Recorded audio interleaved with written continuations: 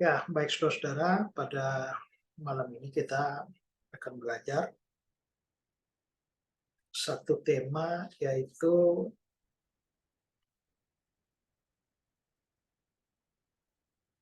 ada apa di surga.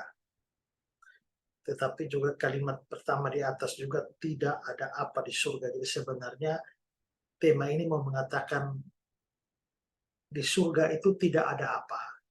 Lalu di surga itu ada apa? Nah, kita tahu bahwa eh, di dalam kekekalan kita percaya manusia itu akan pergi ke surga atau ke neraka pada saat dia beralih dari dunia ini.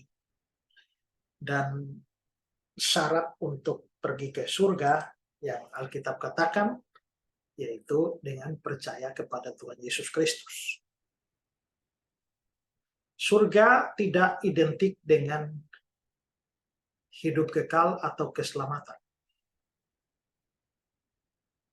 Kita sebenarnya pada waktu percaya kepada Yesus, kita sudah diselamatkan dan sudah mendapatkan hidup kekal. Dengan kata lain, hidup kekal atau selamat itu sudah diberikan pada kita pada hari di mana kita percaya Yesus. Jadi kita sudah selamat sementara kita hidup di dunia ini. Kita sudah memiliki hidup kekal sementara kita ada di dunia ini. Dan karena itu adalah hidup kekal, maka hidup itu akan terus berlanjut setelah kita mati, yang mana kita menjalaninya di surga, dan pada akhirnya di langit dan bumi yang baru, hidup kekal itu. Ya. Sementara yang tidak percaya, ya dia akan menjalani kekekalannya di dalam neraka selama-lamanya. Nah, hari ini sesuai dengan tema ini, maka kita akan berbicara soal surga. Nah, saya akan membicarakan beberapa hal. Pertama yang mau kita bahas adalah bahwa surga ini adalah benar-benar ada. Ini perlu kita tekankan karena keberadaan surga dan neraka itu seringkali ditolak. Memang tidak sebanyak penolakan terhadap neraka. Ada orang-orang, kalau dibandingkan orang menolak surga dengan menolak neraka, kebanyakan menolak neraka. Ya, seperti saksi Yehova yang menolak adanya neraka.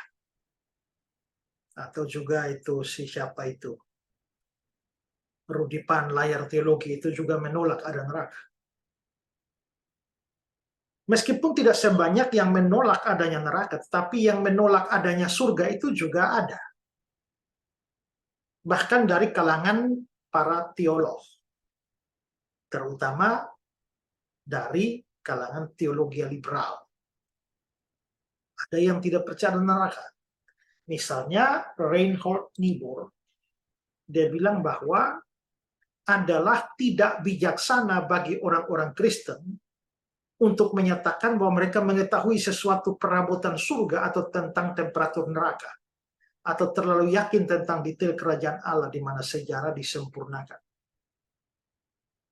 Lalu seorang lagi namanya Alfred Whitehead, dia bilang bahwa mengenai teologi orang Kristen, dapatkah Anda membayangkan sesuatu yang lebih bodoh daripada ide orang Kristen tentang surga? Jadi bagi dia, ide orang Kristen tentang surga itu adalah sebuah kebodohan. Nah, Alkitab jelas berbicara tentang adanya surga. Jadi memang kalau kita sudah tidak percaya Alkitab firman Allah sebagai orang-orang liberal seperti itu, ya memang kita bisa melahirkan teori macam apa saja. Tapi sepanjang kita percaya Alkitab firman Allah, maka kita dengan mudah mempercayai apapun yang dikatakan di dalam Alkitab. Ya. Tapi begitu liberal menolak Alkitab sebagai firman Allah, atau minimal seperti neo-ortodoks Alkitab bukan firman Allah, tetapi hanya berisi firman Allah dan bisa salah, maka kita bisa menolak konsep apapun di dalam Alkitab. Nah, jadi sebenarnya kalau kita percaya bahwa Alkitab itu betul-betul adalah firman Allah, jelas Alkitab berbicara tentang adanya surga sebagaimana adanya neraka. Di dalam Alkitab terjemahan baru lain, itu mencatat kata surga itu di dalam 274 ayat.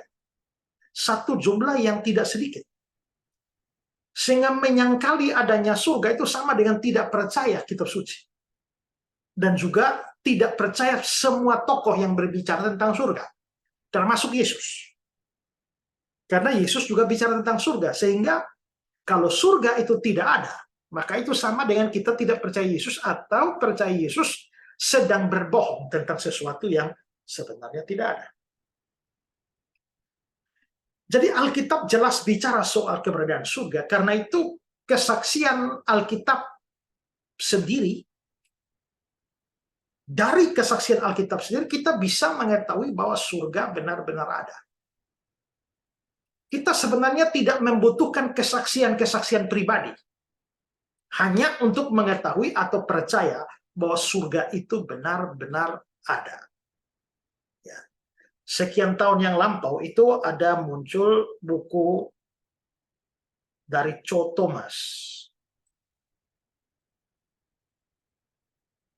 Surga itu nyata. Dan itu menjadi buku bestseller. Surga itu nyata. Yang mau mengatakan loh ya, dia menceritakan pengalaman dia pergi ke surga.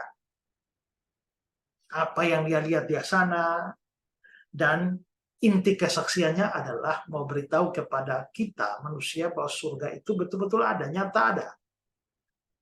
Hanya saja kalau orang percaya Alkitab, kita tidak membutuhkan buku seperti ini lagi hanya untuk tahu bahwa surga itu sungguh-sungguh ada. Ya. Surga itu ada. Tapi bukan hanya sekedar ada, tapi surga itu ada sebagai sebuah tempat. Ya, sebagai sebuah tempat. Ini penting karena ada juga yang percaya ada surga, tapi hanya semacam suasana. Suasana surga turunlah. Lagu itu tidak salah, tetapi ada yang hanya memahami surga sebagai suatu suasana, keadaan yang sukacita, keadaan yang penuh dengan sejahtera, keadaan yang tanpa kesulitan. Nah, itulah surga. Tapi Alkitab bicara surga itu lebih daripada sekedar suasana. Tapi itu adalah tempat. Ya. Langit adalah tahtaku. Nah, kata langit di sini itu di dalam bahasa Ibrani adalah samayim. Samayim itu bisa berarti langit biasa, bisa berarti surga. Seperti kata heaven di dalam bahasa Inggris, yang bisa surga, bisa langit. Makanya versi King James itu bilang, the heaven is my throne. Surga adalah tahtaku. Kalau surga itu adalah tahta Tuhan, maka surga adalah sebuah tempat. Di Yohanes pasal 14, di rumah Bapakku ada banyak tempat tinggal. Jika tidak demikian, tentu aku mengatakan padamu, sebab aku pergi ke situ. Situ itu secara implisit menunjukkan itu tempat. Untuk menyediakan tempat bagimu. Dan apabila aku telah pergi ke situ, dan telah menyediakan tempat bagimu, membawa kamu ke tempatku, supaya di tempat di mana aku berada, kamu pun berada.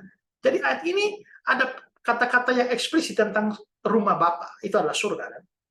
Jadi surga digambarkan secara eksplisit sebagai tempat, tapi juga secara implisit sebagai ke situ. Maka surga itu ada, bukan hanya sekedar ada, tapi ada sebagai sebuah tempat. Tempatnya di mana? Menurut Alkitab, di atas. Makanya Kisah 1 ayat 11 bilang terangkat ke surga. Naik ke surga.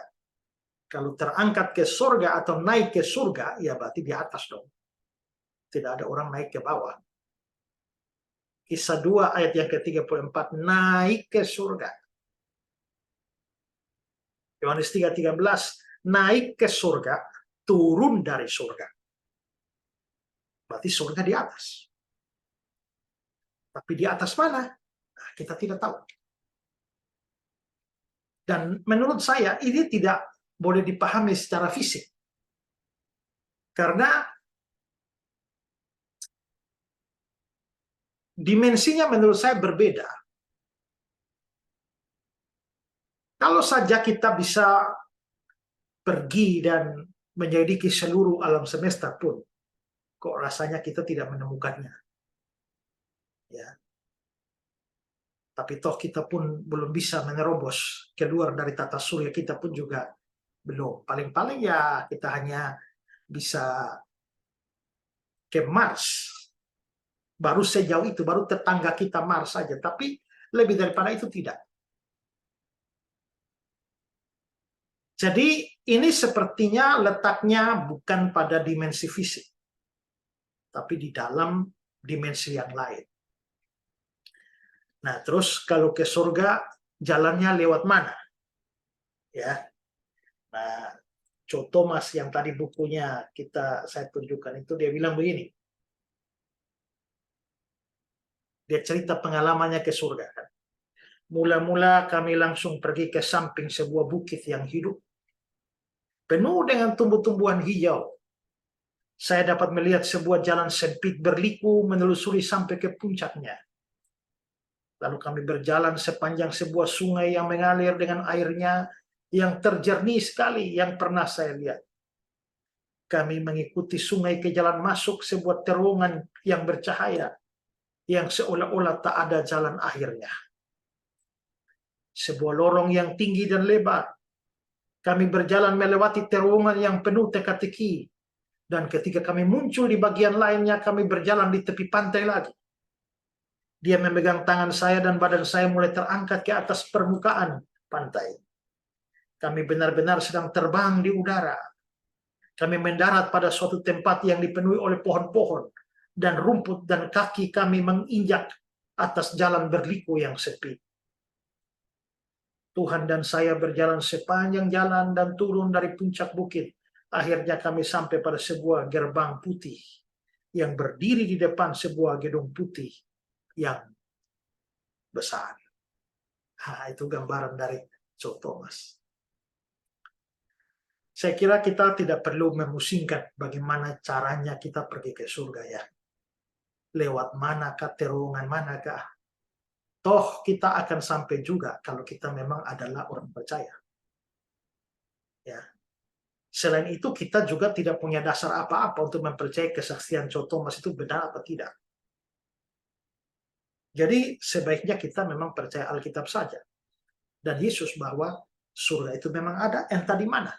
Dan kita percaya bahwa kita akan sampai di sana entah lewat mana. Apakah masih pakai melewati tempat lainkah atau tahu-tahu sudah tiba di sana. Kita tidak perlu memusingkan itu karena juga tidak mungkin kita tersesat. Karena kita tidak pergi sendiri. Kalau dalam cerita Lukas 16 itu orang mati itu ya dikatakan bahwa kemudian matilah orang miskin itu lalu dibawa oleh malaikat-malaikat ke pangkuan Abraham. Nah, jadi dibawa oleh malaikat, orang mati dibawa oleh malaikat.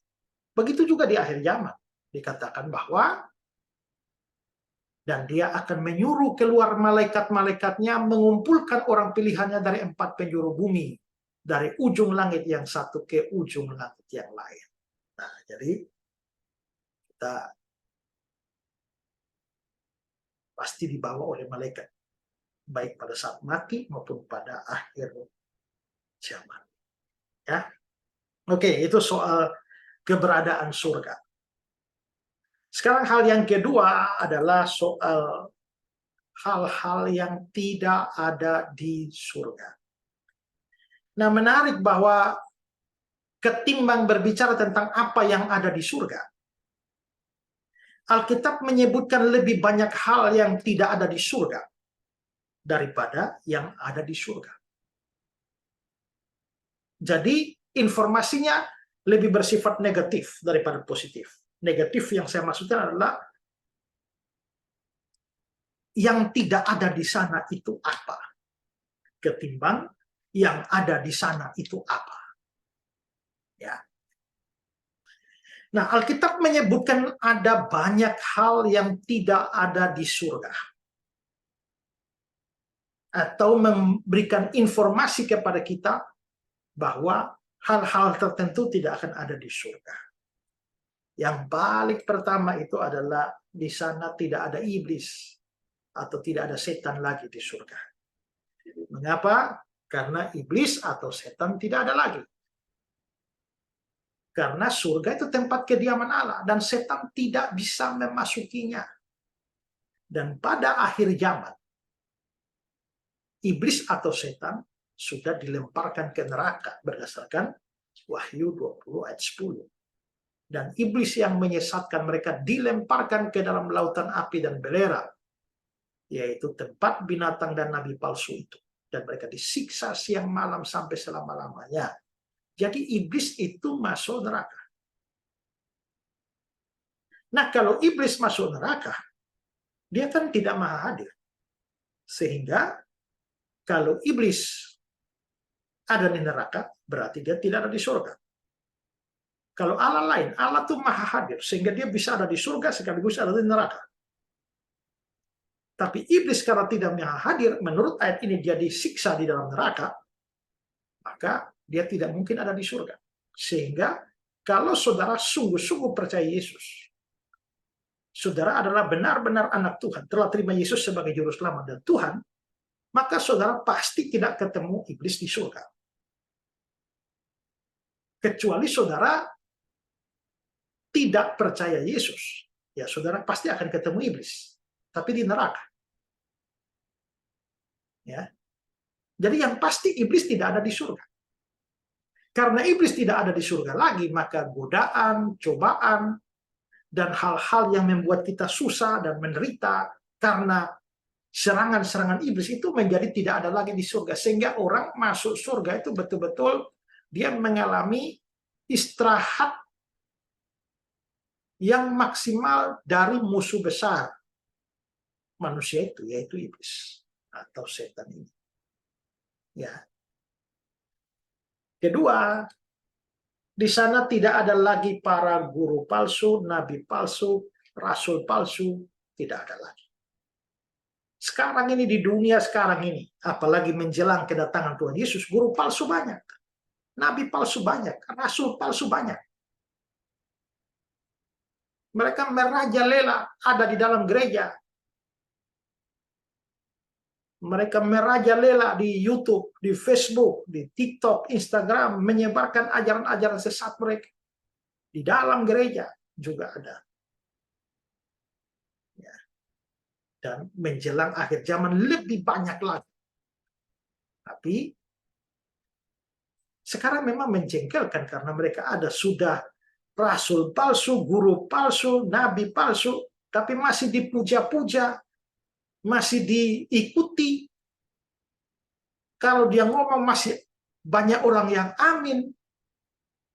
Ya, model seperti Erastus itu ya, ajarannya begitu menyesatkan, tapi jemaatnya ya tetap saja menganggap itu sebagai sebuah kebenaran, mengagung-agungkan, membela-bela dia dan segala macam. Nah, tapi di dalam gereja banyak nabi palsu, guru palsu, rasul palsu. Tapi penghiburannya adalah bahwa nanti mereka nggak ada lagi di surga. Ayat yang sama tadi ya. Iblis yang menyesatkan mereka dilemparnya ke dalam lautan api dan belerang. Tempat binatang dan nabi palsu. Binatangnya apa? Ini bukan harfiah. Binatang di sini adalah antikristus. Jadi antikristus juga masuk neraka. Tadi iblis masuk neraka. Tempat binatang dan nabi palsu itu. Berarti binatang atau antikris dan nabi palsu itu masuk nerakanya lebih dulu dari iblis. Ya. Tapi yang pasti adalah bahwa si antikristus dan nabi palsu itu ada di neraka. Nah, di dalam dunia ini, ya terus terang kalau kita memang cinta kebenaran, kalau kita memang nggak peduli kebenaran mau palsu, kayak apa, kita nggak peduli. Tapi kalau kita betul-betul mencintai kebenaran, maka kita pasti akan sangat-sangat terganggu dengan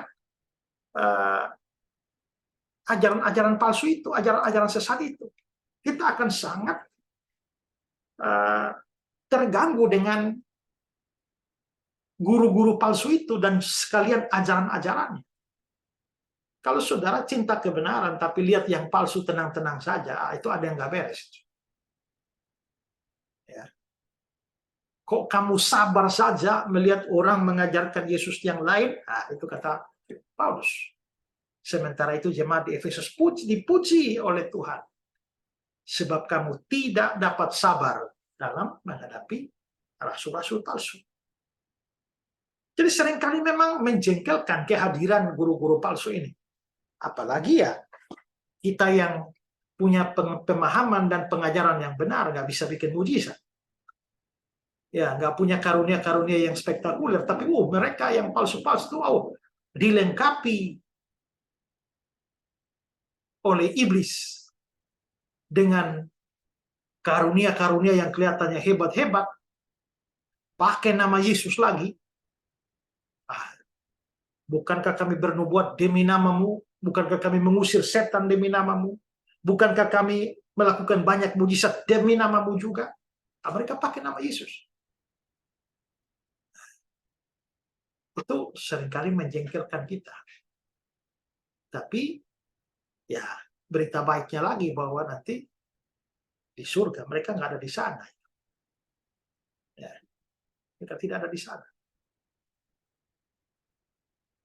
Lalu jadi iblis tidak ada di sana. Nabi palsu tidak ada di sana. Siapa lagi yang tidak ada di sana? Atau apa lagi? Di sana tidak ada lagi orang jahat. Tidak ada lagi orang tidak beriman. Atau orang-orang yang brengsek, orang-orang jahat, orang-orang ya yang buruk. Tidak ada lagi di sana. Kenapa tidak ada di sana? Ya semuanya sudah masuk neraka. Orang-orang penakut, ini bukan penakut, ini bukan takut anjing, takut cicak, takut tokek, bukan. Orang-orang penakutnya adalah orang-orang yang takut resiko ikut Yesus, sehingga akhirnya nggak jadi ikut Yesus, masuk neraka mereka. Orang penakut, orang tidak percaya, orang keji, orang pembunuh, orang sundal, tukang sihir, penyembah berhala, semua pendusta, mereka akan mendapat bagian mereka dalam lautan yang menyala-nyala oleh api dan belerang. Inilah kematian kedua. Tapi itu neraka. Maka semua orang jahat seperti ini sudah di neraka. Ayub 3:17, di sana orang fasik berhenti menimbulkan huru-hara. Ya. Di sanalah mereka yang kehabisan tenaga mendapat istirahat. Di Galatia pasal 5, percabulan, kecemaran, hawa nafsu, penyembah berhala, sihir, perseteruan, perselisihan, iri hati, amarah, kepentingan diri sendiri, percideraan, roh pemecah, kedengkian, kemabukan, pesta pora, dan sebagainya. Terhadap semua itu kuperintahkan kamu, seperti yang telah kubuat dahulu, bahwa barang siapa melakukan hal demikian tidak akan mendapat bagian dalam rencana Allah. Berarti semua kejahatan, semua penjahat atau pelaku kejahatan itu memang tidak mungkin ada di surga. Nah, di hidup kita yang sekarang ini kita sering mengalami ya penderitaan-penderitaan juga karena tindakan dari orang-orang jahat atau orang-orang tidak beriman.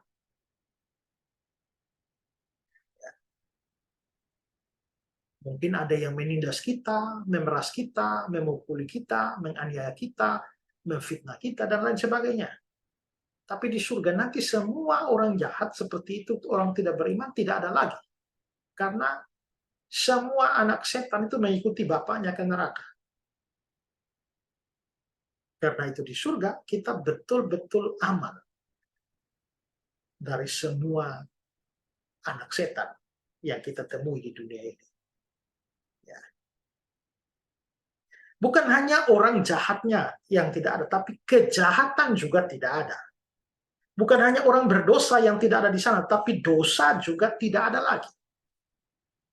Kenapa tidak ada dosa? Karena semua orang yang masuk ke dalam surga itu sudah disempurnakan. Roh orang-orang benar yang telah menjadi sempurna. Sekarang kita memang, walaupun kita sudah percaya Yesus, tapi kita juga masih berdosa. Kita bisa jatuh di dalam dosa. Kita bisa melihat bahwa orang seperti Abraham itu bisa jatuh kepada poligami. Kita juga bisa melihat orang seperti Nuh bisa jatuh dalam kemabukan. Kita juga bisa lihat Daud bisa jatuh dalam perzinahan dan pembunuhan. Orang seperti Elia yang bisa jatuh kepada ketakutan sampai ke pengecutan. Orang seperti Petrus yang bisa jatuh ke dalam penyangkalan kepada Tuhan. Jadi, walaupun kita sudah percaya Yesus, tapi kita masih ada di dalam dunia yang berdosa. Sehingga seringkali kita juga menjadi berdosa. Tapi pada waktu kita ada di surga, roh kita disempurnakan. Sehingga kita menjadi tidak bisa berdosa. Kita mendapatkan kondisi yang jauh lebih bagus daripada Adam. Waktu Adam di dunia, dia bisa berdosa, bisa tidak berdosa.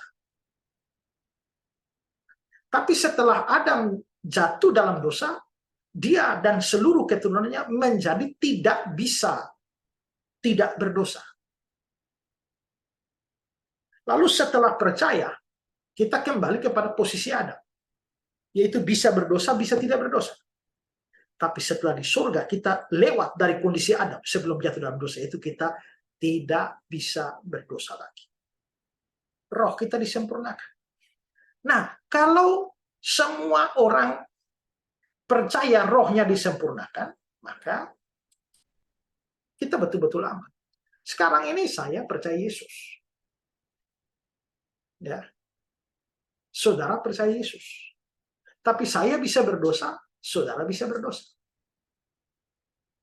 Waktu saya berdosa, saya bisa menyakiti saudara dan merugikan saudara, sekaligus diri saya sendiri. Begitu juga saudara. Ya, ini ambil contohnya saja adalah bahwa walaupun sudah percaya Yesus, tapi ya karena kita masih bisa berdosa, maka Pak Nathan masih bisa berbuat dosa. Yang contohnya menjadi jahat kepada Pak Dani, gitu. Maka Pak Dani menderita karena kejahatannya Pak Nathan. Pak Dani masih bisa berbuat jahat kepada Pak Ganda. Maka Pak Ganda menderita karena dosanya Pak Dani. Di satu sisi kita juga menderita waktu kita berbuat dosa, karena kalau kita memang anak Tuhan, kita tidak mungkin menjadi tenang ketika kita berbuat dosa. Kalaupun bisa tenang, itu ketenangan palsu. Ya, maka sebenarnya ada penderitaan batin seperti yang dirasakan oleh Daud. Waktu Daud dalam Mazmur 32 dia bilang, tanganmu menekan aku dengan berat. Nah, tapi ternyata begitu di surga, semua dosa tidak ada lagi. Semua kejahatan tidak ada lagi. Berarti di surga, saya tidak lagi bisa menyakiti saudara, saudara tidak bisa menyakiti saya, Saya tidak bisa menyakiti diri saya sendiri lagi, saudara tidak bisa menyakiti diri saudara sendiri lagi dengan dosa saudara, maka artinya ya betul-betul kita bisa hidup di dalam kekudusan yang sempurna. Dan karena kalau di dunia sekarang kita memang keselamatan kita tidak hilang, tetapi dosa kita bisa mendatangkan hajaran. Kita tidak dihukum lagi oleh Tuhan, tapi dihajar oleh Tuhan. Tapi karena di surga dosa tidak ada lagi, ya otomatis hajaran pun kita tidak dapat. Tuhan tidak menghajar lagi anaknya di surga. Sehingga betul-betul suatu kehidupan yang sangat luar biasa ya, ketika dosa tidak ada. Ya sudah otomatis tidak ada perang lah, macam-macam. Juga berikutnya di sana tidak ada lagi maut atau kematian. Dalam Wahyu pasal 21 ayat 4, maut tidak akan ada lagi. Ya, dia akan menghapus segala air mata dari mata mereka. Maut tidak akan ada lagi. Tidak akan ada lagi perkabungan atau ratap tangis atau duka cita. Sebab segala sesuatu yang lama telah berlalu. Yesaya 25 ayat 8, dia akan meniadakan maut untuk seterusnya. Jadi, maut tidak ada lagi. Kita juga di dunia ini, sekali lagi, walaupun sudah percaya, tapi kita juga bisa menderita. Menderita karena kematian. Tentu saja bukan kematian kita, karena waktu kita sudah mati, kita sudah nggak menderita lagi. Tapi kita menderita karena kematian orang-orang yang kita kasihi. Kita mencintai ayah, ibu kita, anak kita, suami istri kita, tapi kita begitu menderita ketika maut menjemput mereka. Ya. Apalagi kalau mereka bukan orang percaya. Waktu maut menjemput mereka, ya nasib akhir mereka masuk neraka. Kalau saya mengasihi saudara, saudara itu orang yang sangat saya kasihi. Tapi saudara orang percaya, waktu saudara mati, saya juga menderita karena kehilangan saudara. Tapi minimal ada penghiburan bagi saya bahwa saudara ada di surga dan satu hari nanti kita akan bertemu di surga. Tapi kalau saya sangat mengasihi, mencintai saudara, saudara bukan orang percaya, waktu saudara mati, kesedihan saya itu bisa double. Karena di satu sisi kehilangan saudara, tapi di sisi lain adalah kehilangan itu, kehilangan selamanya tidak ada reuni lagi. Karena saudara akan masuk neraka dan menderita selama-lamanya. Sehingga kematian itu memberikan sumbangsi bagi penderitaan kita, walaupun kita percaya. Ya. Dan berita baiknya adalah bahwa di surga maut tidak ada lagi. Karena Tuhan Allah akan meniadakan maut seterusnya. Dalam Lukas pasal 20 ayat 36, sebab mereka tidak dapat mati lagi. Kita tidak bisa mati lagi. Ya. Apalagi di sana tidak ada lagi air mata, perkabungan, dan ratap tangis. Ya, tadi ayatnya sudah kita baca. Jadi tadi fokus kepada maut atau kematian. Tapi juga tadi ayat tadi mengatakan bahwa dia akan menghapus segala air mata mereka. Tidak ada lagi perkabungan ratap tangis. Nah kita ini kan meneteskan air mata, berkabung, ratap tangis itu kan bukan hanya penyebabnya, bukan hanya kematian, tapi ada banyak hal di dunia ini kan. Ya. Wajar karena kita hidup dalam dunia yang berdosa. Ada banyak hal yang membuat kita sedih, kita menderita, kita mencucurkan air mata. Problem suami istri, problem perceraian, problem anak, problem ekonomi, pekerjaan, kesehatan, studi, dan macam-macam. Simon Kistemaker bilang, sejak jatuh dalam dosa, manusia telah mencucurkan air mata yang tak terhitung banyaknya, sehingga dunia ini sungguh bisa disebut lembah air mata. Cucuran air mata itu disebabkan oleh kesengsaraan, penindasan, aniaya, kesedihan, dan kematian.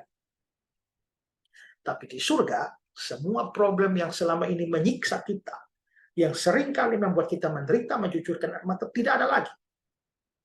Maka kita betul-betul mengalami istirahat dari semua itu. Wahyu pasal 7 ayat 17. Ya. Dan Allah akan menghapus segala air mata dari mata mereka. Pasal 21 ayat 4. Dia akan menghapus segala air mata dari mata mereka. Dan maut tidak akan ada lagi. Tidak akan ada lagi perkabungan, ratap, tangis, duka cita. Segala sesuatu yang lama telah berlalu. Lalu Yeremia pasal 20, Yesaya 25 ayat 8. Tuhan Allah akan menghapuskan air mata dari segala muka. Perhatikan juga Wahyu 22. Lalu dia menunjukkan kepadaku sungai air kehidupan yang jernih bagaikan kristal, dan mengalir keluar dari tahta Allah dan tahta anak domba itu. Di tengah-tengah jalan kota itu, yaitu di seberang menyeberang sungai itu, ada pohon-pohon kehidupan yang berbuah 12 kali, tiap-tiap bulan sekali, dan daun pohon-pohon itu dipakai untuk menyembuhkan bangsa-bangsa. Nah, perhatikan yang saya garis bawah itu ya. Daun pohon-pohon itu dipakai untuk menyembuhkan bangsa-bangsa. Maka tidak ada lagi laknat, tahta Allah dan tahta anak domba akan ada dalamnya, hamba-hambanya akan beribadah padanya. Nah, ayat ini, pernah ada orang bertanya pada saya, Pak, kalau begitu di surga ini, katanya ada daun pohon-pohon yang dipakai untuk menyembuhkan bangsa-bangsa, berarti masih ada sakit dong di surga. Makanya daun pohon ini jadi obat. Di surga masih bisa sakit. Ya kalau dengan demikian, ya berarti surga nggak sempurna. Tapi ayat ini tidak boleh dilepaskan dari konteksnya ayat 3, karena ini kan bilang daun pohon-pohon itu dipakai untuk menyembuhkan bangsa-bangsa. Tapi ayat ketiga dia bilang, maka tidak akan ada lagi laknat. Jadi apa yang dikatakan dari daun pohon-pohon menyembuhkan bangsa-bangsa itu ada hubungan dengan soal laknat. Laknat dikutuk. Ya. Ayat 1, ayat 2 itu berbicara soal pohon kehidupan yang hidup dari air sungai kehidupan. Lalu ia menuju padaku sungai air kehidupan. Ya. Lalu ada pohon kehidupan yang berbuah. Jadi ada pohon dan ada sungai. Kalau kita mengingat ada pohon dan ada sungai kehidupan, pikiran kita pasti lari ke Taman Eden. Karena memang di Taman Eden itulah ada sungai di sana dan ada pohon di sana. Bahkan pohon kehidupan dikatakan. Tapi Adam dan Hawa berdosa. Sehingga pada akhirnya justru di antara sungai dan pohon-pohon itu mereka bukan dapat berkat, malah dapat kutuk atau dapat laknat. Sehingga akhirnya penderitaan masuk ke dunia. Nah, apa yang terjadi di Taman Eden itu kontras dengan yang di sini. Di sini juga ada sungai kehidupan, ada pohon-pohonnya. Nah, tapi alih-alih pohon itu mendatangkan kutuk atau laknat, ini tidak akan ada lagi laknat. Nah, kalau begitu, pohon-pohon itu menyembuhkan bangsa-bangsa, itu hanya mau mengatakan bahwa sebenarnya di surga itu, ini tidak boleh dimaknai harfiah. Kalau harfiah berarti di surga adalah orang sakit. Tapi maksudnya di surga itu tidak ada lagi laknat, tidak ada lagi kutuk di sana, hanya berkat. Tidak seperti di Eden yang malah mendatangkan kutuk. Simon Kistemaker bilang, bahasa ini bersifat simbolis dan secara tersirat merujuk kepada kutuk atas umat manusia akibat pohon di Taman Eden yang menyebabkan sakit, penderitaan, dan kematian. Tapi pohon di Taman Eden yang diperbaharui itu menyembuhkan bangsa-bangsa yang berarti penduduk bisa menikmati hidup kekal, bebas dari kekurangan jasmani maupun rohani.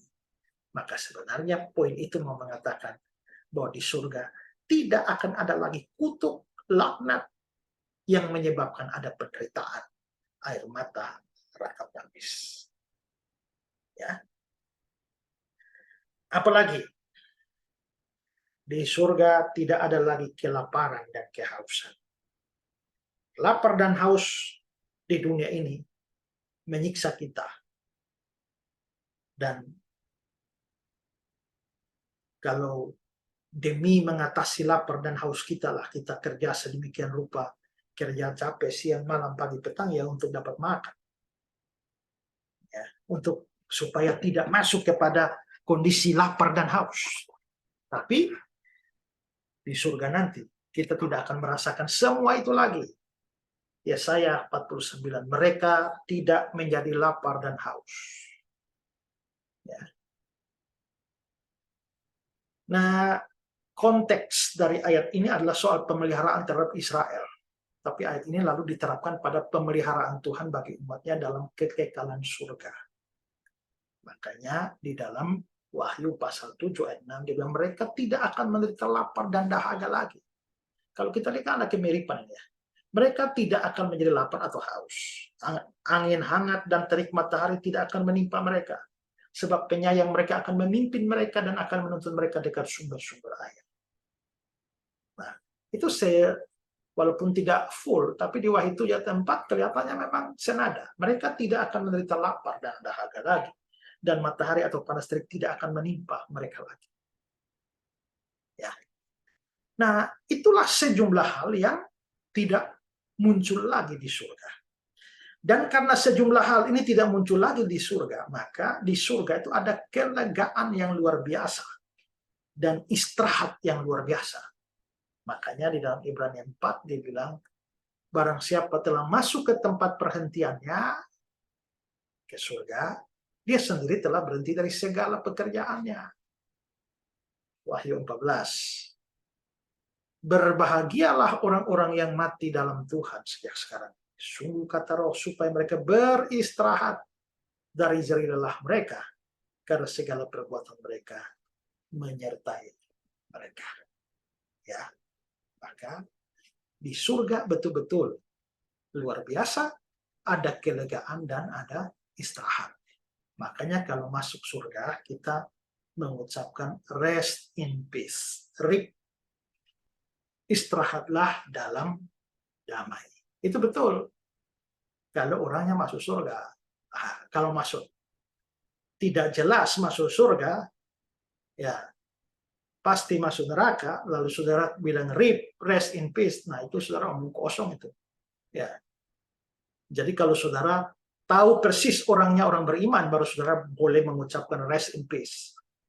Tapi kalau saudara ragu-ragu dia ini orang percaya sungguh-sungguh apa enggak, masuk surga apa tidak, apalagi kalau saudara yakin dia bukan orang percaya dan pasti masuk neraka, tidak usah ucap rip lah, nggak cocok itu. Ya, karena kalau dia masuk neraka tidak ada istirahat di neraka. Ya, no rest in hell, just rest in peace, hanya di surga. Nah, maka ada cukup banyak hal yang tidak ada di surga, dan itu hal-hal yang sangat-sangat penting. Dan itu menjadikan surga menjadi suatu dunia dalam tanda petik yang menjadi dunia ideal. Oke, sesuai tema kita, maka ada hal yang tidak di surga, tapi ada juga yang ada di surga. Nah, sekarang kita mau melihat yang berikutnya. Kalau tadi soal di surga tidak ada apa. Nah, sekarang ada apa di surga?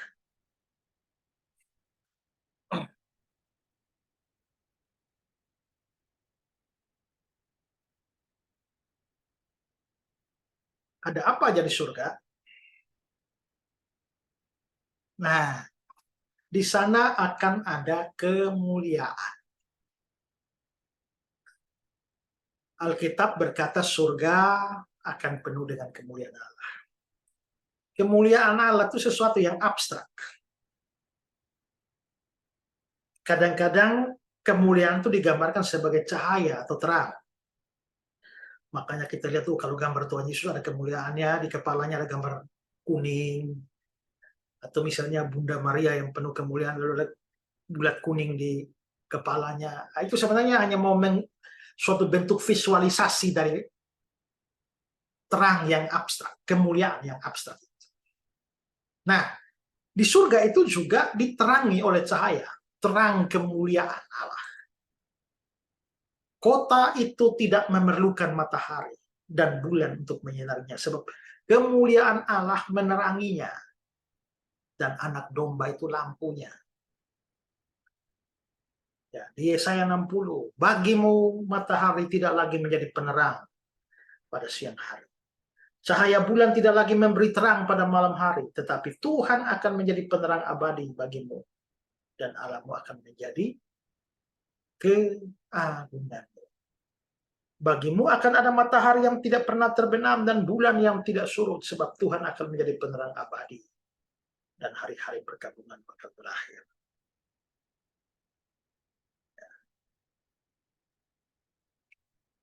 Dan karena itu, berarti ini gambaran kemuliaan. Bagi surga penuh dengan kemuliaan.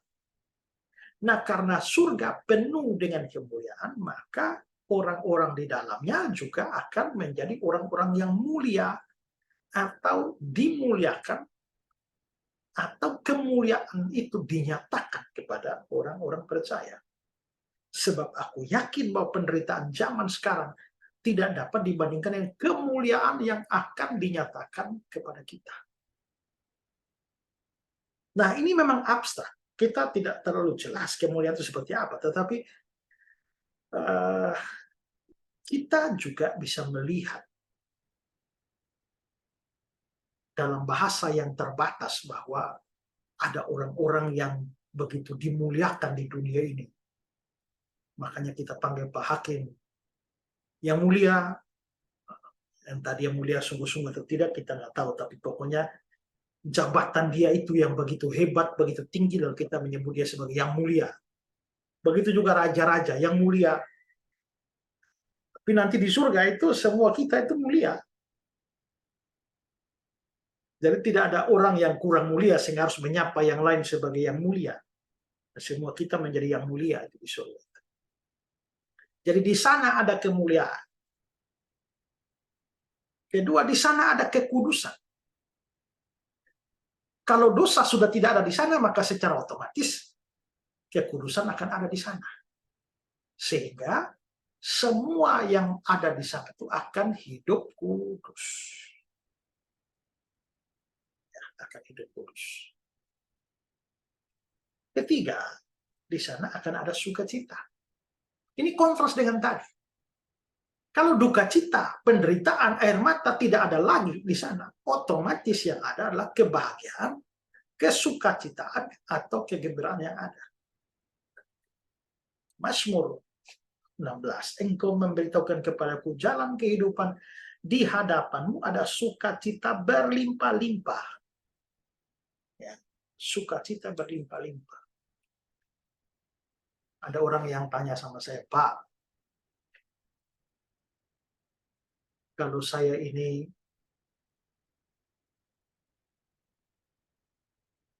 anak satu-satunya, lalu papa mama saya sudah mati, tinggal saya sendiri sebagai anak yatim piatu. Tiap kali saya mengingat papa mama saya yang sudah tidak ada, saya sedih. Kira-kira papa mama saya yang sudah ada di surga juga, waktu tahu saya di bumi sendirian, apakah mereka sedih? Waktu dia tanya begitu, saya tanya, kau tahu dari mana papa mamamu ada di surga? Apakah papa mamamu orang sungguh-sungguh percaya? Kalau dia Kristen KTP saja dia nggak di surga. Ya, tapi ya asumsilah bahwa dia di surga. Kalau dia di surga, apakah dia tahu bahwa kamu sedang susah di dunia ini? Dia menderita, dia juga susah. Ya kalau dia sudah di surga dan masih lihat kamu masih susah, berarti di surga masih ada susah. Ya, enggak. Tidak mungkin lagi ada kesusahan di surga. Lagi pula kalau saudara anak Tuhan, dia di sana juga dia tahu juga bahwa Tuhan menjaga dan melindungimu ya, dia nggak perlu susah. Ya. Apakah kalau misalnya kalau saya orang percaya, istri saya bukan orang percaya, waktu mati saya masuk surga, istri saya masuk neraka. Kira-kira kalau saya tahu istri saya masuk neraka, saya bisa sedih nggak? Ya di dunia ini kita bisa sedih, kalau sudah di surga nggak bisa lah. Karena kalau kita masih susah gara-gara orang-orang yang kita cintai masuk neraka, ya berarti masih ada susah di neraka, di surga. Dan itu berlawanan dengan ayat-ayat Alkitab. Ya, jadi di sana bukan hanya tidak ada duka cita, tapi juga ada sukacita sebagai kebalikannya. Berikutnya, di sana akan ada kekekalan. Karena maut, kematian tidak ada lagi. Otomatis hanya hidup. Dan hidup selama-lamanya. Itulah hidup yang kekal. Orang percaya kepadanya beroleh hidup yang kekal. Seperti saya bilang tadi, hidup kekal itu sudah dimulai sejak kita percaya Yesus. Masih dicegah oleh kematian. Tapi karena hidup itu adalah hidup kekal, maka lanjutnya setelah mati kita lanjut. Tapi setelah lanjut dan di seberang surga sana itu sudah tidak ada lagi yang menjadi penghalang dari kehidupan kekal itu seperti kematian di dunia. Ya. Terakhir, apa saja yang kita kerjakan atau kita alami di surga? Ini penting, karena ada orang tanya, Pak, apakah di surga kita hanya menyanyi-menyanyi saja, apa nggak bosan ya? Ya. Apa yang kita kerjakan di surga? Ya, tentu saja ada banyak.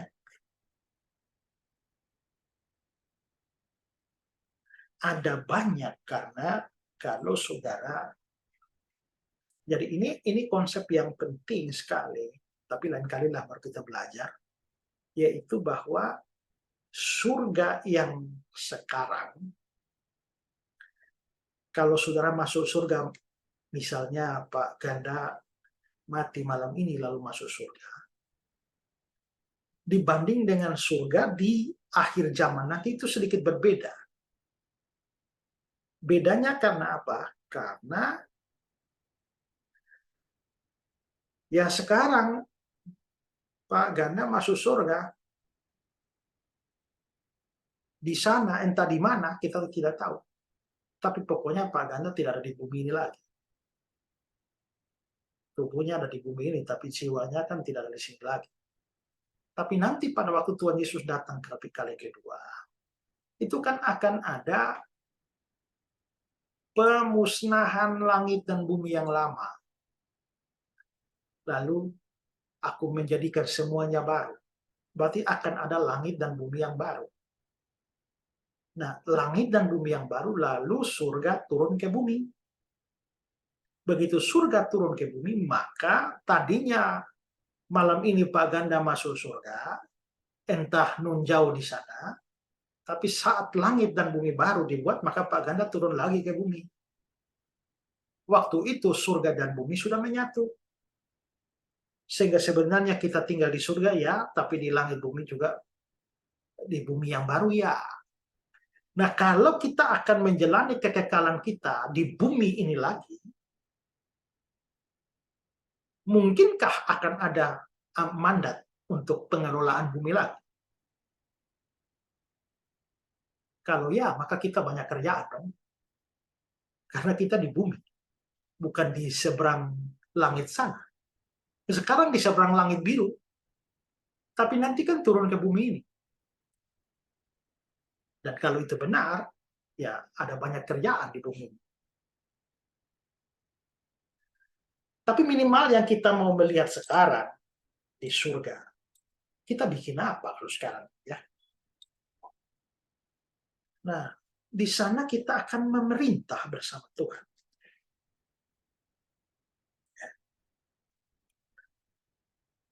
2 Timotius 2:12. Kita pun akan memerintah dengan dia. Wahyu pasal 3 ayat 21. Barang siapa menang, dia akan kududukan bersama-sama dengan aku di atas tahtaku.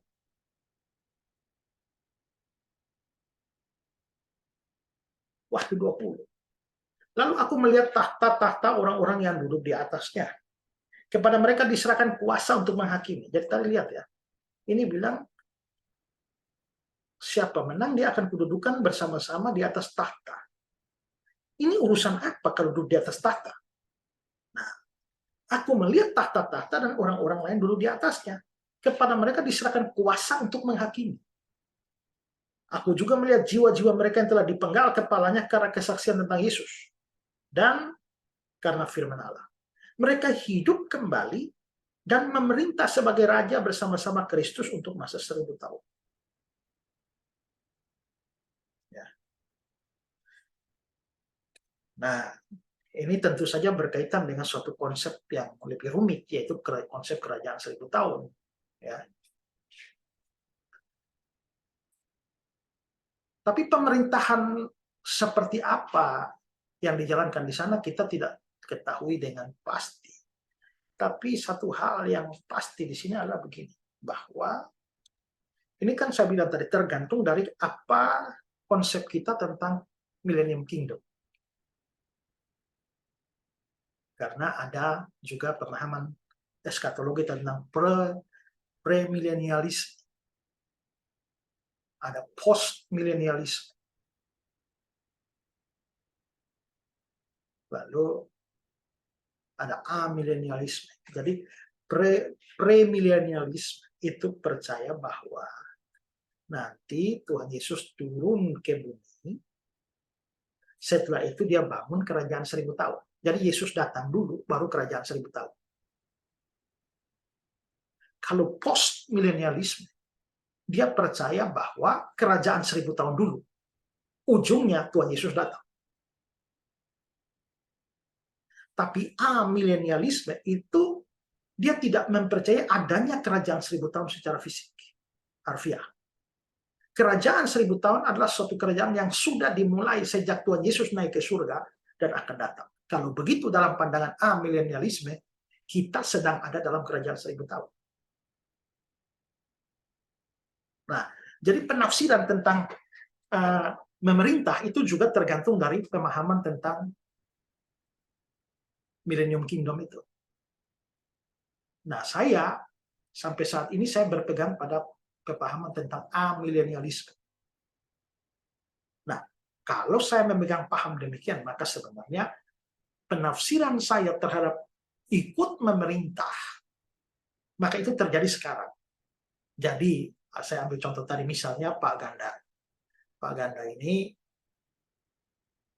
mati malam ini ke surga. Apalagi kalau mati syahid, mati martir ke surga. Maka di surga itu yang akan Pak Ganda lakukan adalah Pak Ganda ikut memerintah bersama Kristus di surga. Memerintah siapa? Kita yang masih di bumi. Ya. Nah, bentuk pemerintahan seperti apa? Nah, itu yang tidak diketahui secara pasti. Hokmah mengatakan bahwa kitab Wahyu itu sangat mempedulikan keadilan, khususnya untuk orang-orang Kristen yang dianiaya. Karena itu merupakan sesuatu yang sangat penting bahwa dalam penglihatan Yohanes di Wahyu 20 tadi, mereka yang duduk di atas tahta-tahta itu diberi otoritas untuk menghakimi.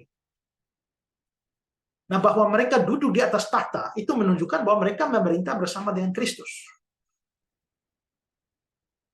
Kelihatannya pemerintahan bersama Kristus ini mencakup otoritas menghakimi. Tapi Anthony Hokmah itu bilang dia tidak tahu. apakah itu hanya sekedar berarti, apakah orang-orang itu memang betul-betul turut memerintah bersama Kristus, turut menghakimi, atau mereka hanya ada di sekitar penghakiman dan setuju dengan penghakiman yang Kristus berikan dan menyukurinya? Nah, itu tidak jelas. Hokma bilang kita tidak diberitahu di dalam teks Wahyu pasal 20 itu.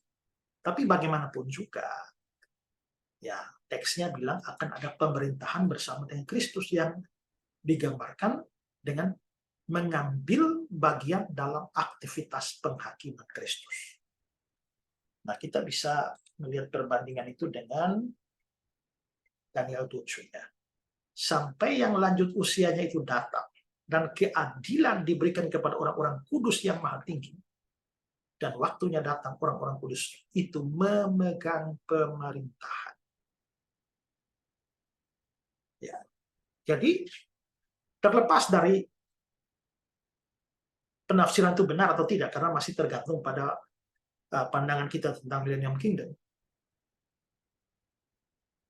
Tapi yang pasti secara eksplisit dikatakan kita ikut memerintah di surga. Jadi sebenarnya yang mati cepat itu, mati sekarang itu berbahagia gitu ya, kan memerintahnya lebih lama di surga.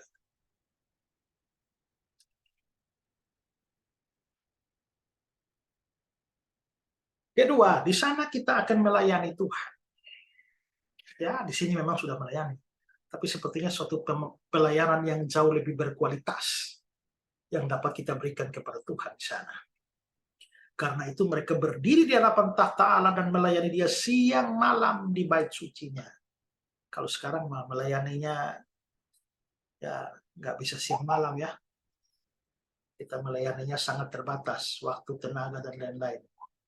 Tapi ini melayani siang malam dengan kualitas dan kuantitas yang lebih bagus.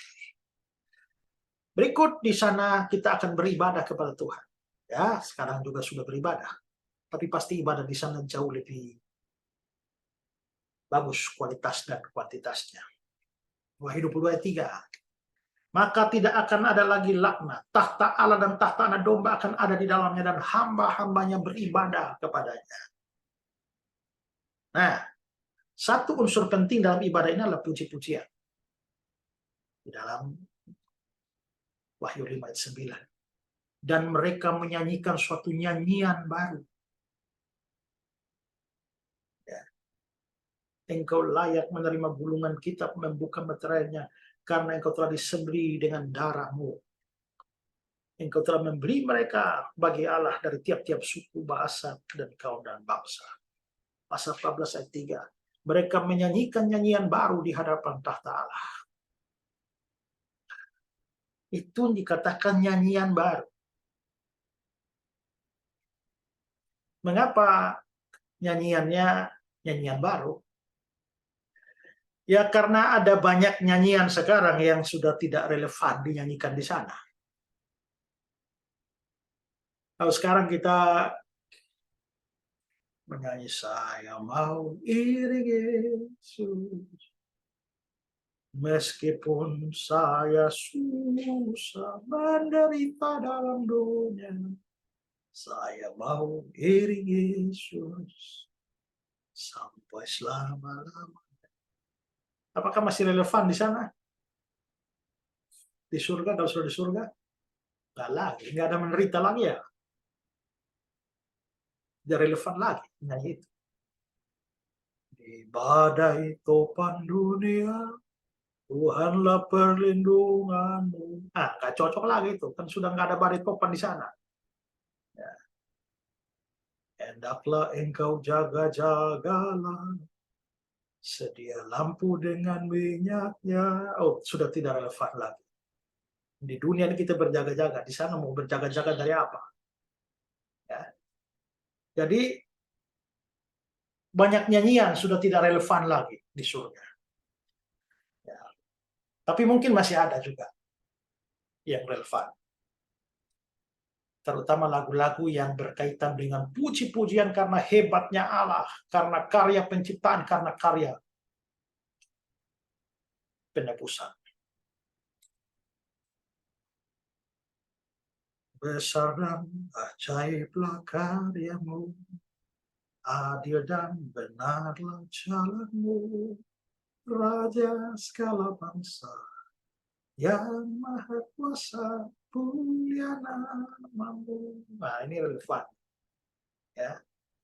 Yesus Tuhan dan Allah kami, Engkau layak menerima pujian, hormat dan kuasa, karena Kau telah ciptakan segalanya. Nah, itu relevan. Ya. Di surga nanti kita bersama-sama akan memuji Tuhan. Nun di sana bersama teman, kita nyanyi pujian merdu selamanya, sentosa benar, rasa duka terhapus penuh. Ya. Ada orang bertanya, Pak, kalau di sana kita melayani Tuhan siang malam menyanyi beribadah terus, apakah kita tidak bosan ya? Ya, saya jawab, kalau bosan beribadah, bosan memuji Tuhan, bosan melayani Tuhan, itu dosa nggak? Dosa. Nah, di surga tidak ada dosa. Kalau begitu di surga nggak mungkin ada rasa bosan lagi. Ya.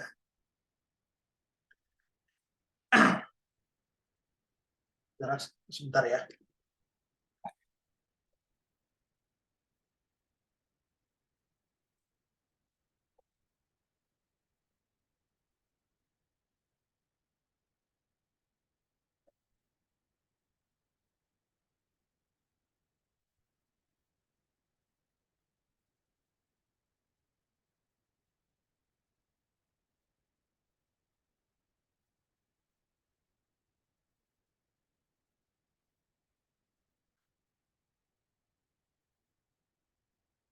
Lalu yang berikutnya adalah bahwa di sana kita akan bersekutu dan menikmati segala kebaikan Tuhan.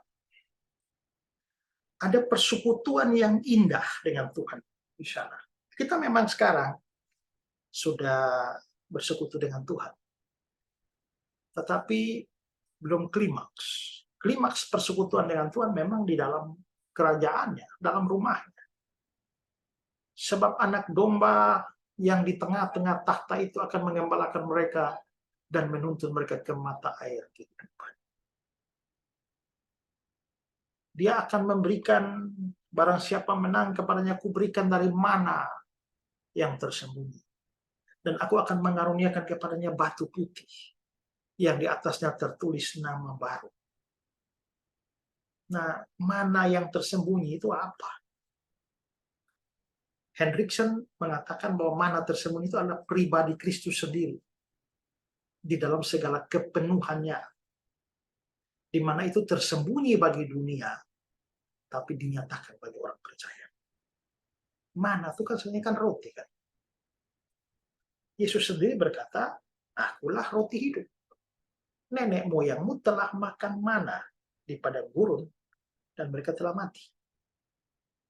Inilah roti yang turun dari surga. Barang siapa makan daripadanya, dia tidak akan mati.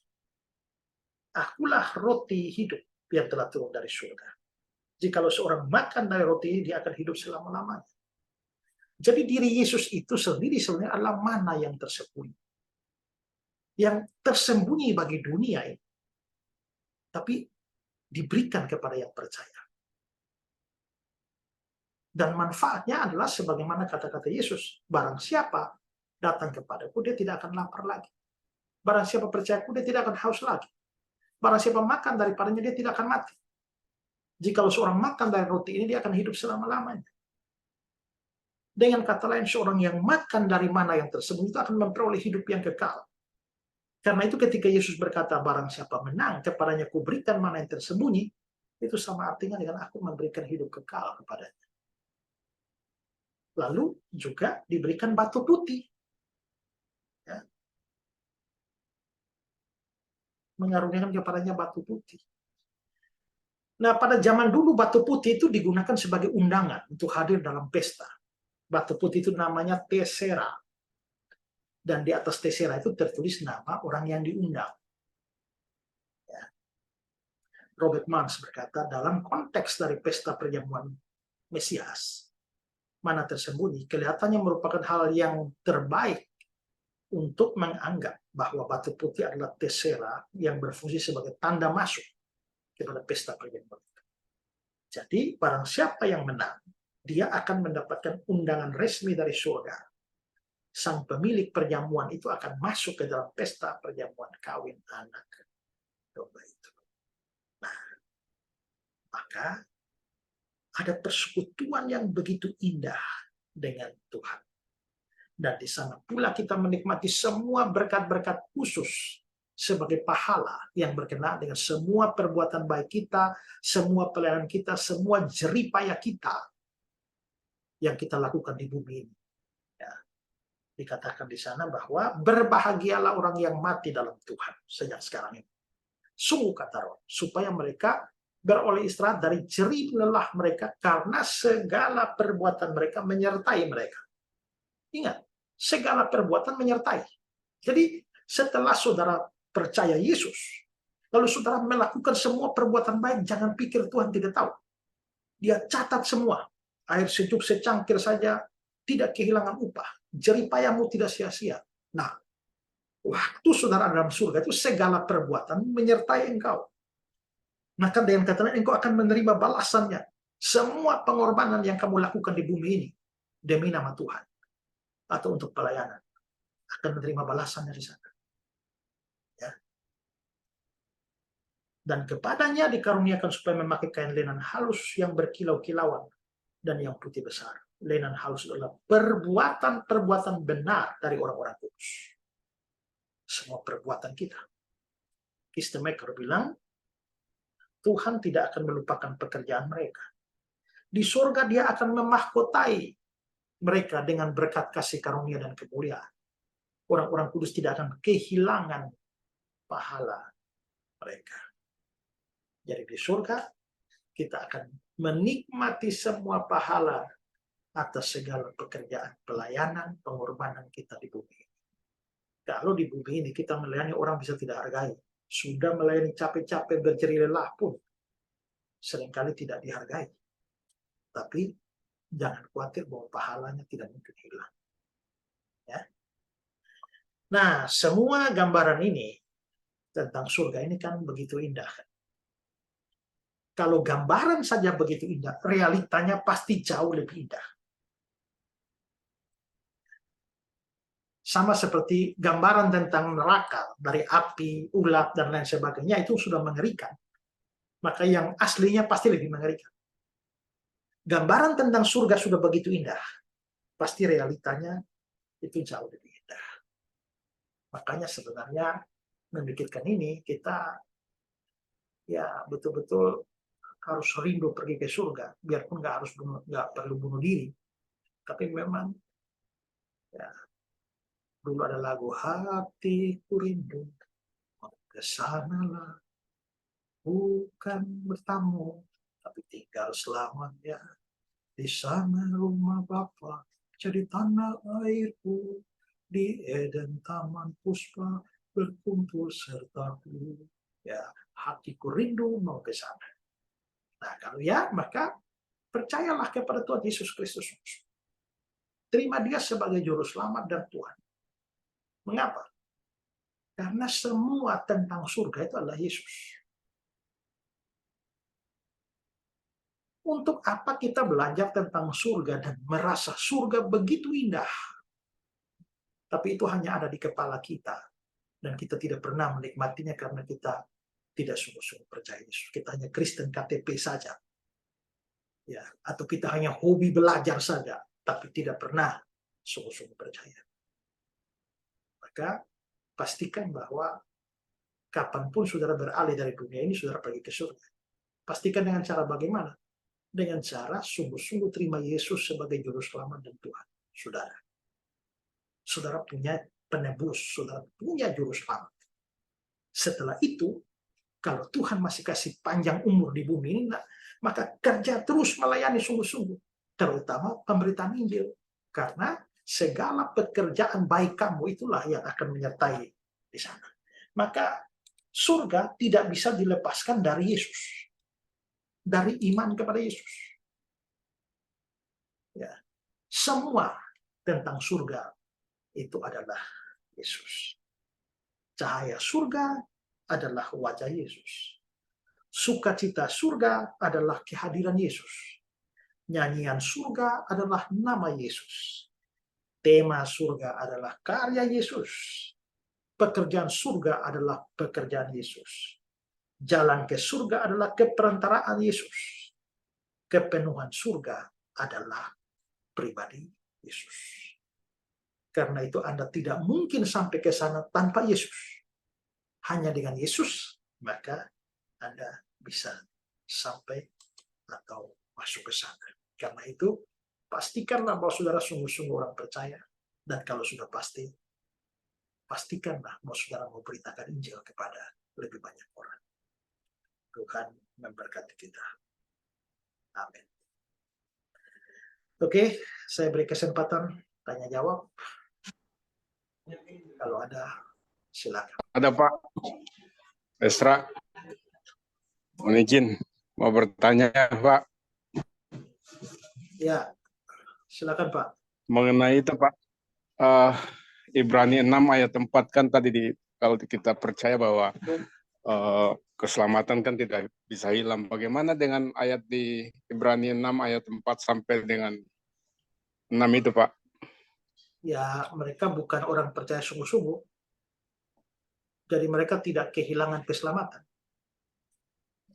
Ya, kalau studi yang lebih dalam terhadap ayat-ayat itu sebenarnya menunjukkan bahwa itu adalah orang-orang Kristen KTP. Biarpun istilah-istilah yang diberikan di dalam sana, itu kelihatannya adalah istilah-istilah yang menunjukkan orang percaya. Nah, kalau kita melihat, sebentar ya Pak ya.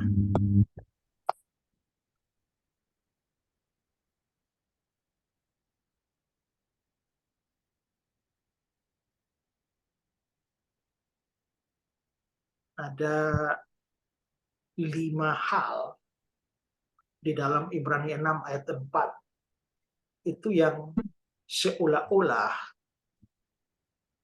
menunjukkan bahwa mereka itu adalah orang-orang percaya. Nah, tapi kalau kita lihat ayat-ayat selanjutnya, ya di dalam Ibrani 6 ayat 7 dan 8, sabar ya Pak ya. Itu dikatakan di ayat 6, 7, 8, sebab tanah yang menghisap air hujan yang turun ke atasnya menghasilkan tumbuh-tumbuhan yang berguna bagi mereka yang mengerjakan dan menerima berkat dari Allah. Tetapi jika tanah itu menghasilkan semak duri, rumput duri, tidaklah ia berguna dan dekat dengan kutuk dan berakhir dengan pembakaran. Nah, ini ayat-ayat selanjutnya menggambarkan orang-orang seperti itu.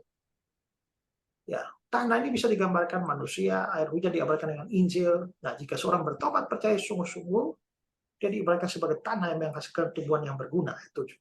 Sedangkan sebaliknya kalau dia tidak bertobat, ya dia tanah yang menghasilkan semak duri. Nah, orang dia katakan tidak berguna, sudah dekat pada kutuk dan berakhir dengan pembakaran. Nah, dan masih banyak ayat di dalam setiap ayat selanjutnya penulis Ibrani mengontraskan mereka dengan orang percaya. Di ayat 9-10 itu mereka berbeda dari orang percaya. Maka kesimpulannya mereka bukan orang percaya.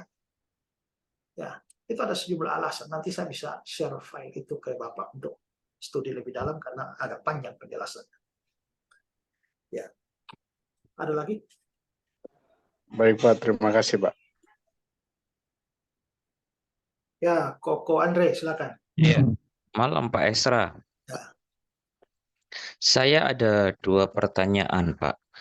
Yang pertama, tadi kan Bapak menceritakan bahwa kalau di surga nanti itu ada sukacita, kita memerintah bersama Allah, dan bahkan kita juga memuji nama Tuhan dan sebagainya.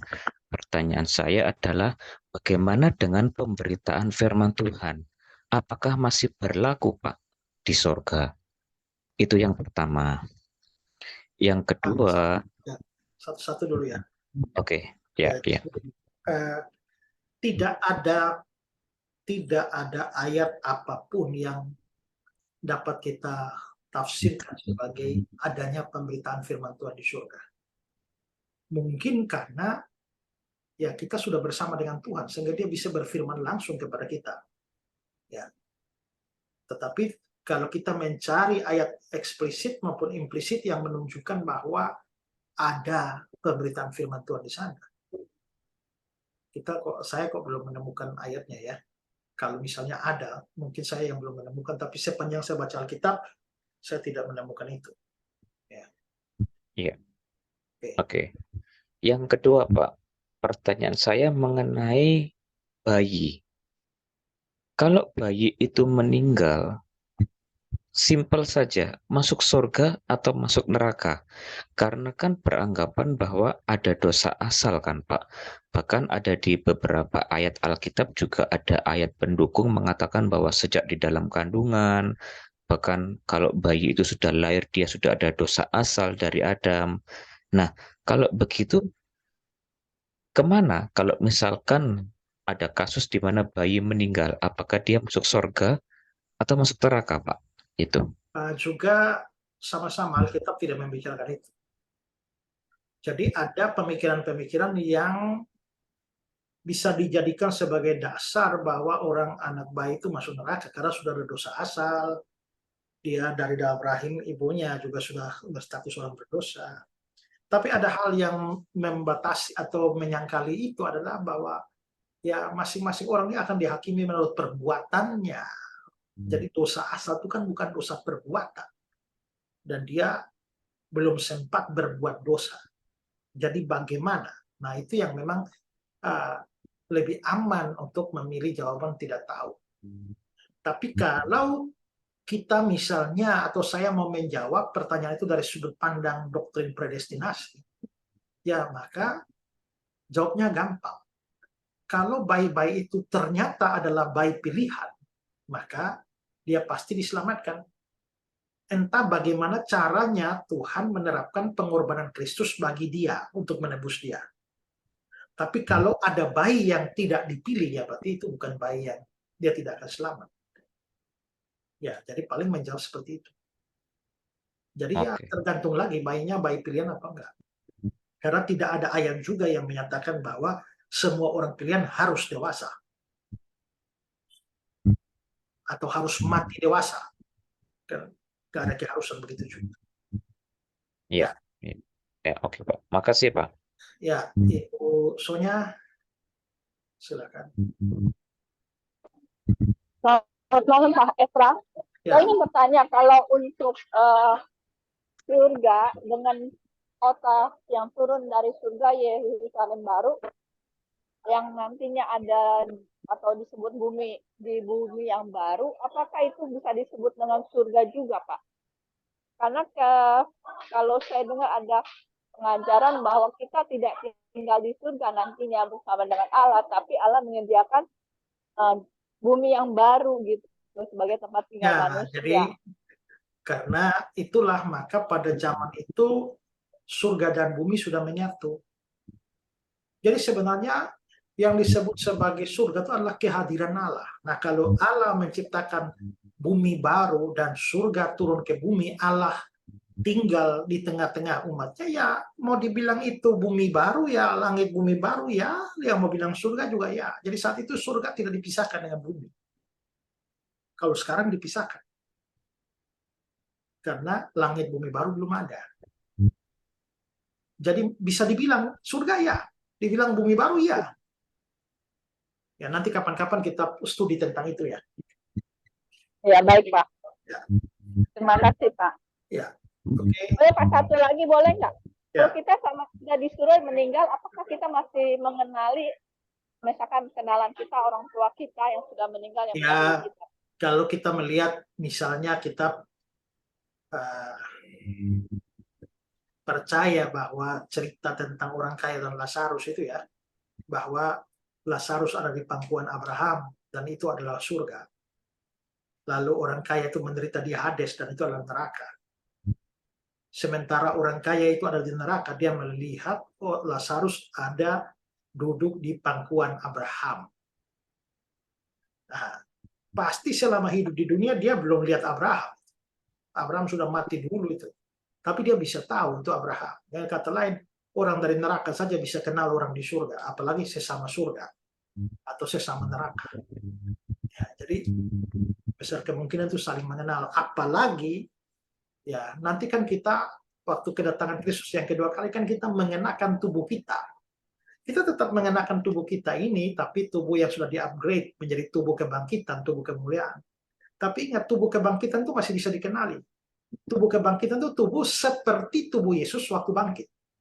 Dan waktu Yesus bangkit itu sudah mengenakan tubuh kebangkitan. Tapi kan dia masih bisa dikenali. Ya, walaupun memang agak sukar itu. Maria Magdalena hampir tidak kenal dia. Tapi tetap masih bisa dikenali oleh murid-murid. Jadi ya, kalau kita mengenakan tubuh kemuliaan, ya bisa jadi kita memang saling mengenal. Ya, berarti muka kita, wajah kita sama dengan kita yang di bumi, tapi dengan mengenakan tubuh baru ya Pak ya? Ya, kalau wajahnya lain ya kita nggak bisa kenal loh. Kamu siapa ya? Iya, iya. Ya. Oke, makasih ya Pak. Oke. Pak Estra, ada satu joke begini. Kalau kita di surga saling mengenal, kita nanti kan ketemu misalnya ya, ketemu orang-orang yang mungkin selama ini dia melakukan sesuatu yang tidak baik sama kita, terus mungkin kita duluan mati misalnya. Tapi orang ini loh, apakah bisa menimbulkan satu pikiran baru lagi Pak di sana? Bagaimana itu menjelaskannya Pak? Pikiran baru Karena seperti ada yang bilang begini, kan memori itu kan di otak semua. Otak itu kan tinggal di bumi. Bagaimana bisa mengingatkan itu? Nah, kalau otak tinggal di bumi, lalu sekarang si orang kaya yang masuk neraka itu dia masih bilang ke Abraham, masih ada 5 orang saudaraku di bumi. Kok bisa memorinya bisa jalan? Walaupun tubuhnya sudah ditinggal di kuburan kan? Itu artinya memang sepanjang hidup memori di otak kita itu berfungsi. Tapi kan ya tetap ada kemungkinan bahwa memori di otak itu berfungsi saat kita di dunia ini. Tapi waktu kita mati dan tubuh kita kembali tanah, ya sistem memorinya udah lain tuh. Ya kan, Pak? Baik, Pak. Baik. Ya. Ini, Pak. Bisa dimengerti, Pak. Makasih, Pak. Oke, Pak Rian. Larope, silakan. Oke, terima kasih untuk kesempatannya Pak Esra. Saya bertanya berkaitan dengan status orang percaya. Secara khusus di 1 Yohanes 3 ayat 6 dikatakan siapa yang ada dalam dia tidak berbuat dosa lagi. Kemudian ayat-ayat selanjutnya, orang-orang yang lahir dari Allah tidak dapat berbuat dosa. Siapa yang berbuat dosa berasal dari iblis. Ya. Sementara kita kan masih sering melakukan dosa. Gimana itu, Pak? Ya, jadi sebenarnya memang ayat itu akan membingungkan kalau kita memang hanya baca teks Indonesia. Tapi kalau kita baca dalam teks aslinya, tidak berbuat dosa lagi, itu strukturnya menunjukkan bahwa tidak berbuat dosa seterusnya. Ya, itu maksudnya. Jadi maksudnya kita bisa jatuh dalam dosa, tapi kita tidak akan bisa terus sampai mati kita berbuat dosa. Itu. Nah, maksudnya dosa itu ya. Jadi maksudnya adalah bahwa kejatuhan bisa, tapi kita akan bangun lagi karena kita ini anak Tuhan. Benih Allah ada dalam diri kita. Ya, itu maksudnya. Itu sama seperti bilang, barang siapa yang menyangkal dia, barang siapa menyangkal aku pun akan menyangkal dia. Lah kan Petrus kan menyangkal. Kenapa Tuhan Yesus tidak menyangkal Petrus? Ya, karena dari sisi bahasa asli itu menyangkal di situ itu bukan hanya menyangkal temporal seperti itu, tapi menyangkal terus. Nah, Petrus kan menyangkal tapi tidak menyangkal terus. Kalau dia menyangkal terus, ya itu menunjukkan bahwa dia bukan orang percaya. Gitu, Pak. Nah, nanti mungkin bisa dicarikan ya nanti ya. Ada video saya yang bahas itu dengan menunjukkan bahasa aslinya itu. Oke, Pak Miklos. Terima kasih Pak. Pak, karena Bapak persiap hamil ya. Suaranya kekecilan Pak. Kecil ya. karena saya pakai Bluetooth Pak. Sebentar.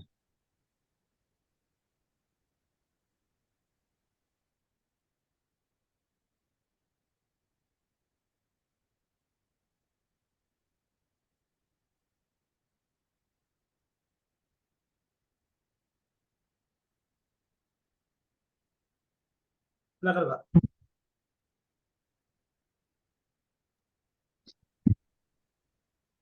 Bisa jelas, Pak? Ya, jelas. Oke. Oke.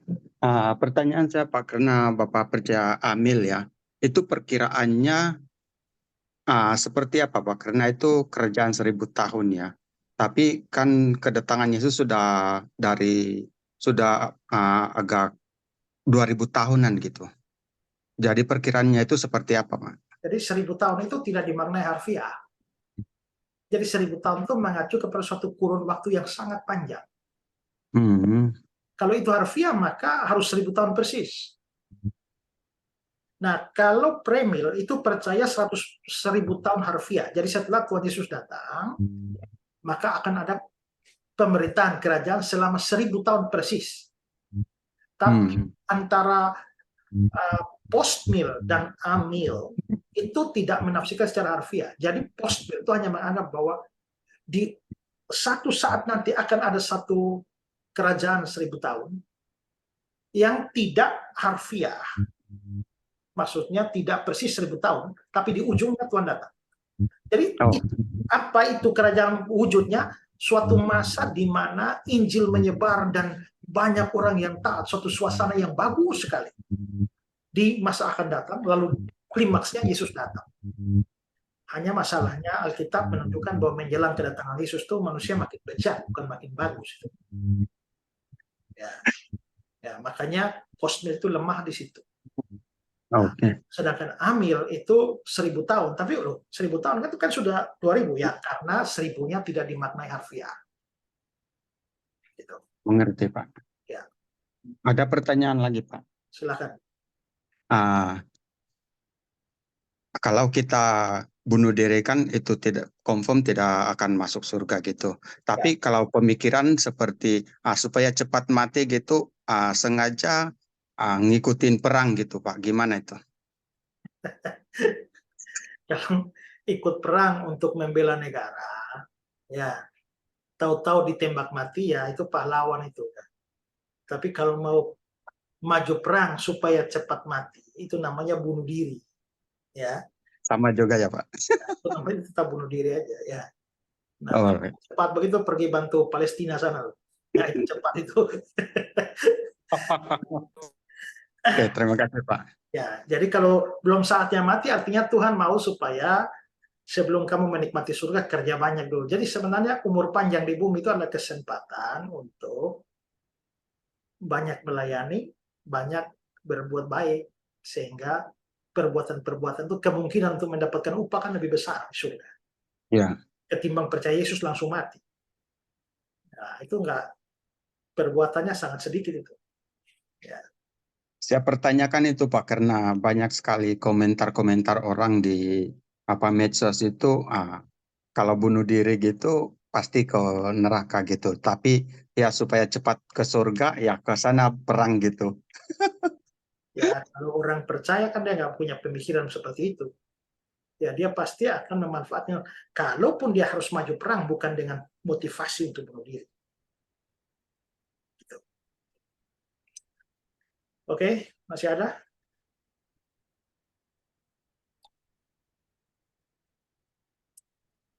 Oke, Revival Bible Class ini ya itu mengikuti waktu saya ya. Kalau pas ada kosong kita ngisi. Tapi ya saya harap juga kalau ada pendeta-pendeta, gembala-gembala, kalau saudara bisa ada kelas seperti ini, saudara bisa mendorong jemaatnya ya untuk bisa ikut. Nah itu lebih bagus supaya kita bisa lebih banyak orang bisa belajar. Ya. Oke.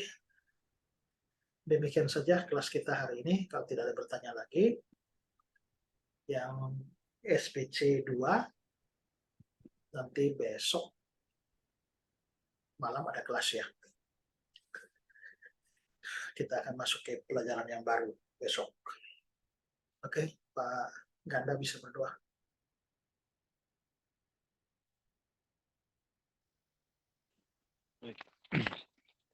Kita berdoa.